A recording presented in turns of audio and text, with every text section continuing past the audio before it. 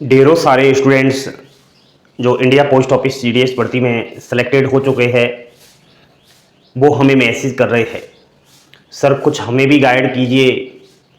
आप लोगों ने जैसे कहा हमने फॉर्म अप्लाई किया और फाइनली हमारा फर्स्ट लिस्ट में नंबर आ गया।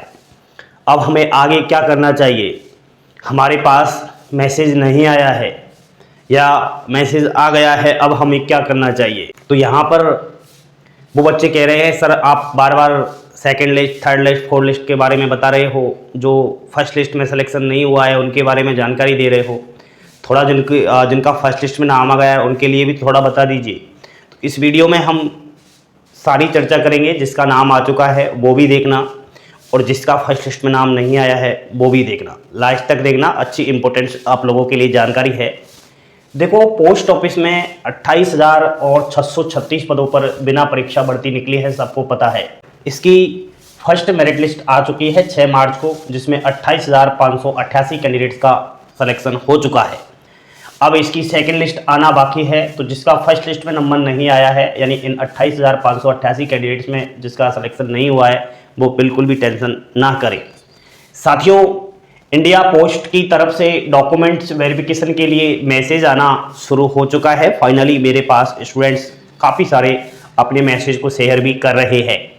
आप लोगों को बता दूं, अगर फर्स्ट लिस्ट में सिलेक्शन हो चुका है तो आपके मोबाइल नंबर और ईमेल आईडी को आप चेक करें, ठीक है? जो आपने फॉर्म अप्लाई करते समय दिए थे वहीं पर आपको मैसेज आ चुका होगा। डॉक्यूमेंट वेरिफिकेशन की डेट और डिवीजन लोकेशन ध्यान से आप लोगों को देखना ध्यान से आप लोगों को देखना है, ये लोकेशन कहीं, ठीक है? डिवीजन लेवल पर ही डॉक्यूमेंट्स वेरिफिकेशन के लिए बुलाया जा रहा है, यानी कि जिस डिवीजन से आप लोग फॉर्म अप्लाई किए हो, जिस डिवीजन से हो, वहीं पर आपको डीबी के लिए बुलाया जा रहा है। तो आप लोगों को क्या करना है? मैसेज आ गया है, पता चल चुका है कहाँ जाना है। घर से चलने से पहले अपनी जो फाइल है उसमें सारे डॉक्यूमेंट्स चेक करने हैं, वो बताऊंगा आपको। सभी ओरिजिनल होने चाहिए, इस चीज का ध्यान रखना है, ठीक है? फोटोकॉपी तो आप वहां भी करवा सकते हो, लेकिन जब घर से ही ओरिजिनल डॉक्यूमेंट्स लेकर नहीं जाओगे तो फोटोकॉपी किसकी करवाओगे? तो सारे डॉक्यूमेंट्स ओरिजिनल होने चाहिए।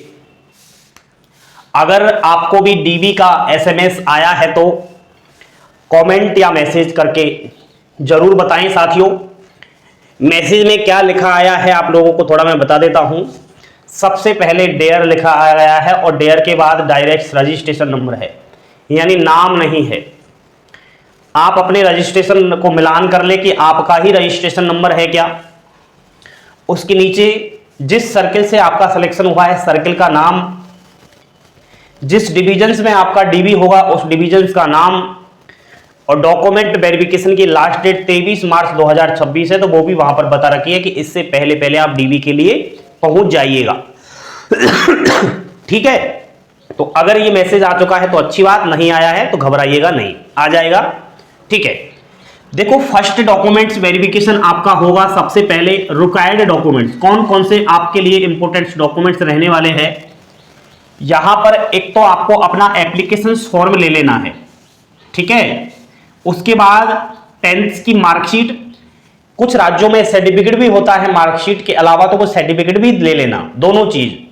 डेट ऑफ बर्थ सर्टिफिकेट, तो इसमें आपकी अगर डेट ऑफ बर्थ सर्टिफिकेट है तो वो ले जाना, नहीं है तो आपका 10th की मार्कशीट चल जाता है, क्योंकि 10th की मार्कशीट में डेट ऑफ बर्थ होता ही है। समझ रहे हो ना मेरी बात आप लोग?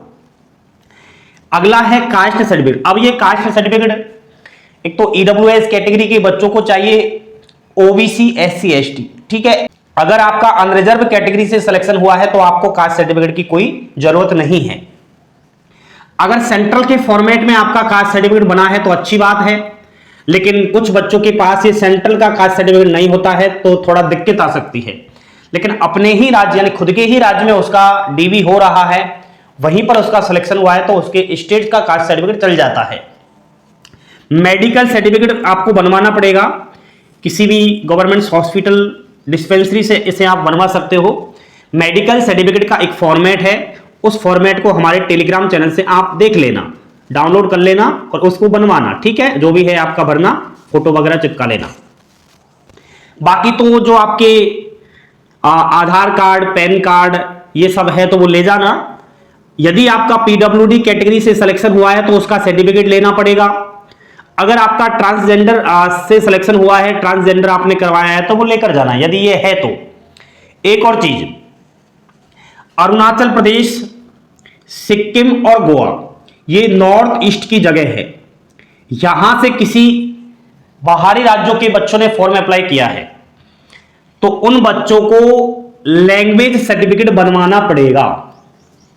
समझ रहे हो ना मेरी बात आप लोग? जैसे अरुणाचल प्रदेश है, यहां पर 23 लैंग्वेज है।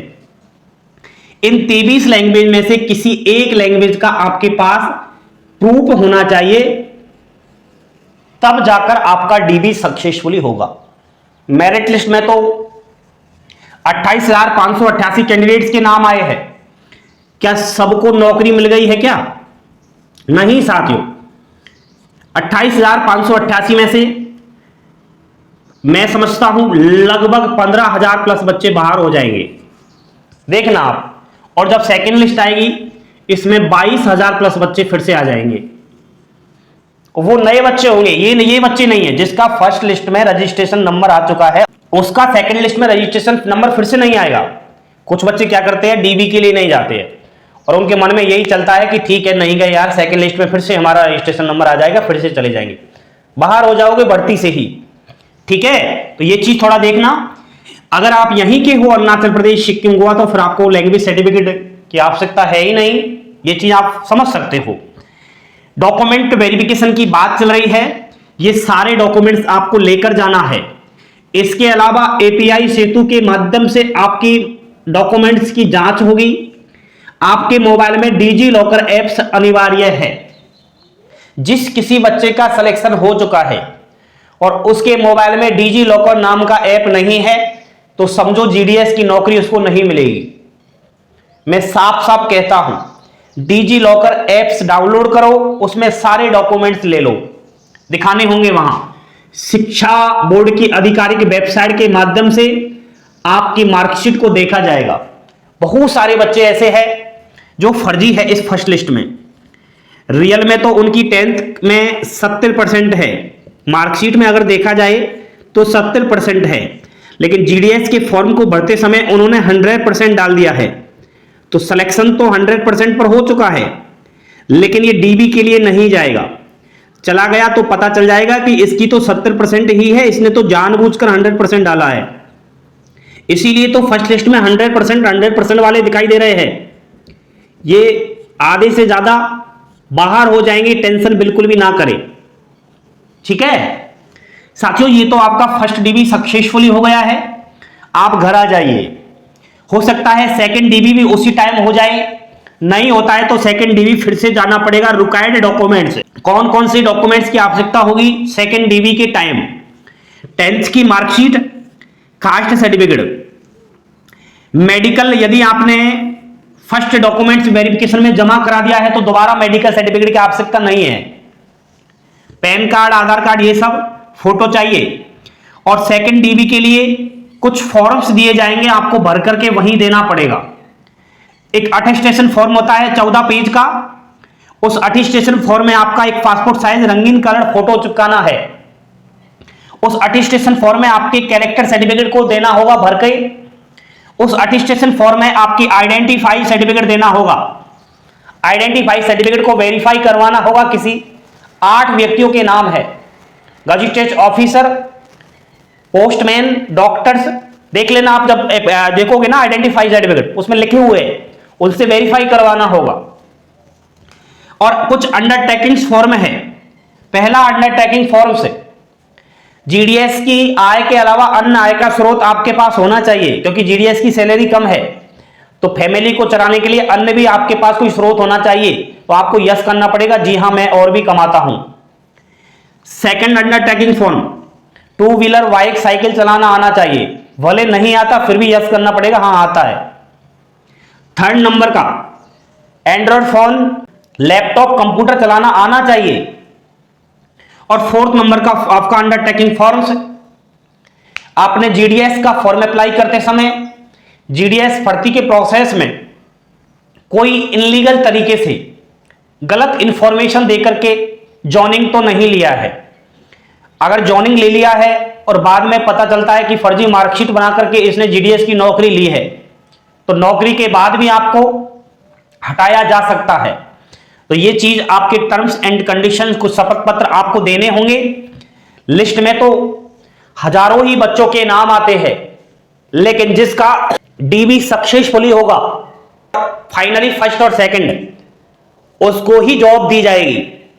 हजारों बच्चे बाहर हो जाएंगे। देखना, अब डीबी स्टार्ट हो गए आज से डीबी स्टार्ट हो गए हैं, तो मेरे पास मैसेज और कॉल आना शुरू हो जाएगा कि सर हमको बाहर कर दिया। बाहर होने का कारण है लापरवाही, ओवर कॉन्फिडेंस। 100% है, मेरा तो नंबर आ चुका है, मुझे कौन बाहर करेगा। लेकिन बाहर करने वाले वहां बैठे हैं जहां आप डीबी करवाने जा रहे हो।